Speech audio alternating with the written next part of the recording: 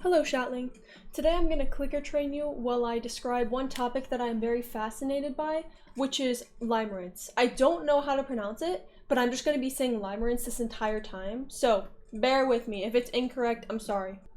Yes. I have seen a lot of my homies fall victim to limerence, and I have also personally fallen victim to limerence. It is not fun, and it's infinitely harder to manage if you're not aware of what it is.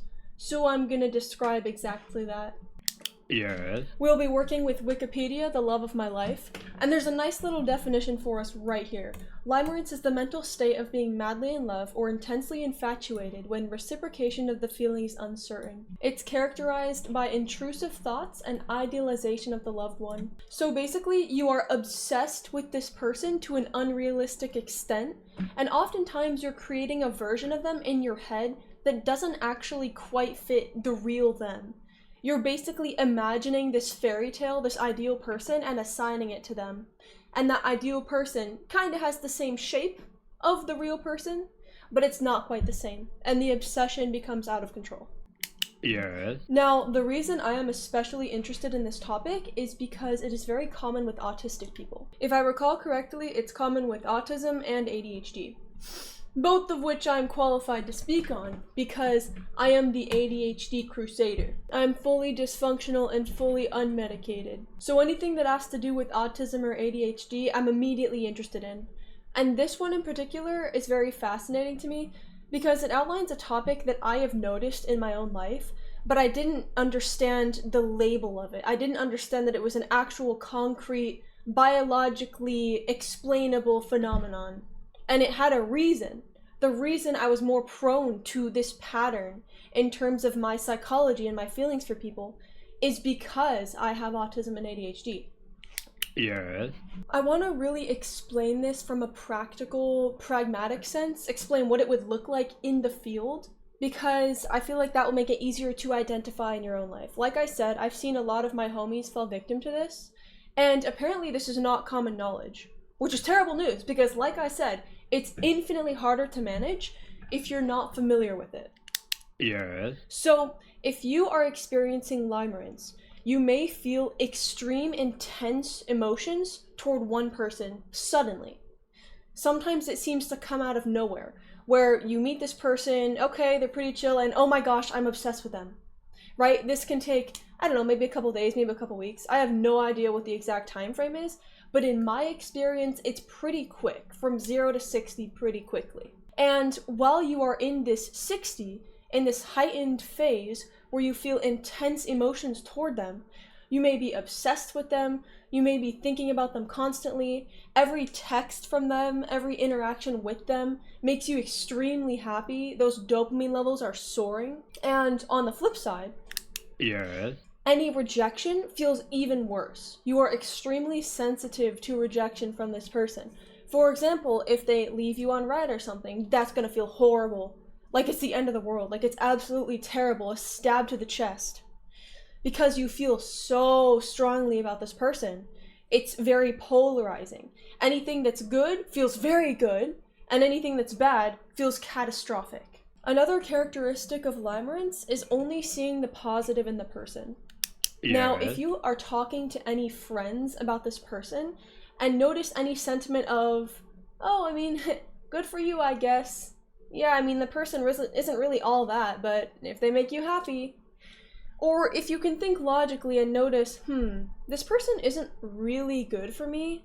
Like, I'm not a huge fan of some of these traits, but I'm just so obsessed with them and they're pulling my heart toward them. And I want to be with them, whether that be platonically or romantically.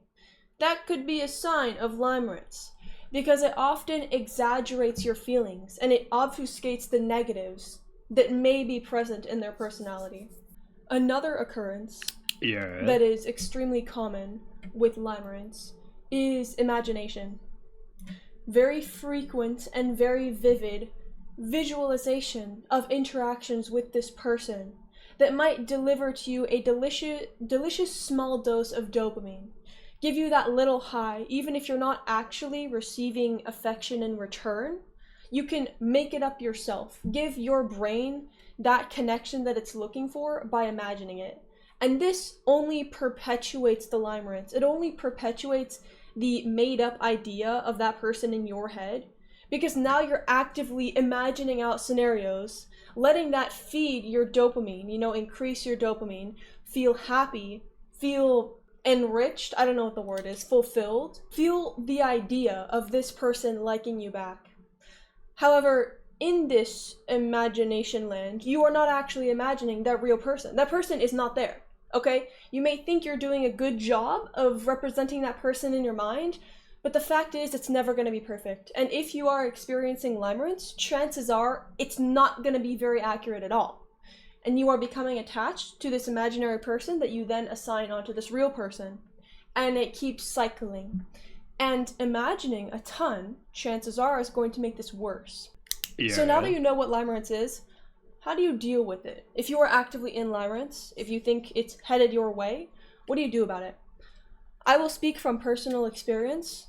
The thing that works the best is cutting off contact or reducing interactions to the best of your extent. It sucks to hear. Yes, it's hard, especially because you're so obsessed with this person, all you want to do is talk to them. But if you are feeling limerence towards someone, it's not healthy for you. You want to save your mental health, and you don't want to actually pursue this person romantically, at least not right now, because again, getting over limerence and then pursuing them later is always an option. Then I would recommend reducing contact, because the more contact you have, the more that happiness, that obsession is fed. Every interaction that's positive, every text message, every wave in the hallway or whatever, is feeding that obsession a little bit. It's giving you that little burst of dopamine. So, reducing contact is the best way to eliminate limerence. Another really important thing is just to be aware of your limerence, like identify it. One pivotal moment for me was being able to look at my limerence and say, oh, okay, I'm not actually deeply in love with this person. I'm just experiencing limerence because I have autism and ADHD and my mind is more prone to these things, but this feeling is going to go away. Yeah. Being able to say that, even if you're not going to cut this person off completely, makes it so much easier to manage your thoughts. It suddenly feels less overpowering, and it makes it feel like you're less prone to spiraling. Like, oh my gosh, I love this person so much, I need to marry them, I'm so obsessed with them, I need a text from them every single second or I'm gonna die. And it kind of allows you to take a step back and notice, oh, okay, it's not that deep. This is a psychological phenomenon that has a concrete explanation, and there's nothing wrong with me. And chances are it's gonna go away, it's gonna subside. Even if you are romantically interested in this person, it's probably going to subside to a healthy level, at least in my experience. You can, hear me out, you can feel limerence toward a person and still end up with them romantically. You just have to be very in tune with the inner workings of your mind. You have to be very patient, very thoughtful, very considerate of what's going on in here. And you should be open with the person as well. Because the fact is, if you are experiencing limerence, that I know of, you are going to experience a decline at some point. Again, I could be wrong, I'm not a professional, but according to my knowledge, you can't just experience limerence forever. As is common with most relationships, it's kind of like the honeymoon phase, but even worse, even steeper, if you know what I'm saying.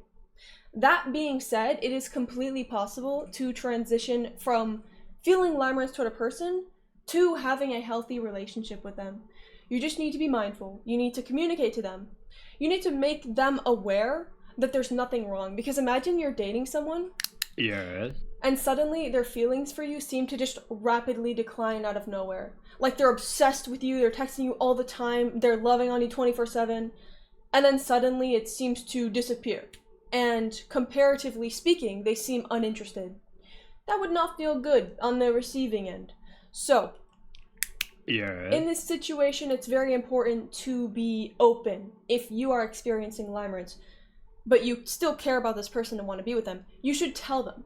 You should educate them on what it is, and you should try to be mindful yourself. One thing that you can do, if you're in a relationship and you don't want limerence to take over, is be mindful of how much time you're spending with this person. One term that I like to use is dopamine maxing.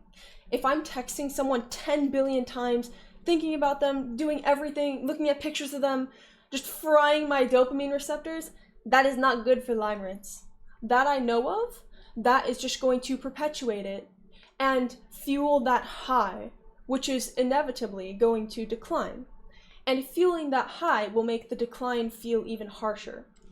Yeah. So one thing that I like to do personally is to be mindful of how much time I'm spending with this person, what things I'm doing with them, make sure I'm comfortable doing things that are seemingly mundane with this person. I also like to make sure that I have things in my own life that are exciting. My own hobbies, my own interests, YouTube, obviously, the shit that I like to study because I'm autistic. Having other outlets where you can experience joy and excitement is very important. And this goes for all relationships, but it's especially important and helpful if one or more of the partners are experiencing limerence. It's good to have other outlets, other things. Your partner should not be your one reason for existence. Yes. Alright, holy yap session. Yes. Please let me know if you have any disagreements or if you have anything that you found especially relatable. Okay? Okay. Thanks for watching, Twin. Also, let me know how the clicker training went, okay? I high-key forgot that I was clicker training. I was so interested in talking about limerence. It was just second nature. Yes. Take care of yourself, Twin. Be kind to yourself. That's an order. Okay? Okay. Yes. Bye, Twin. Huh.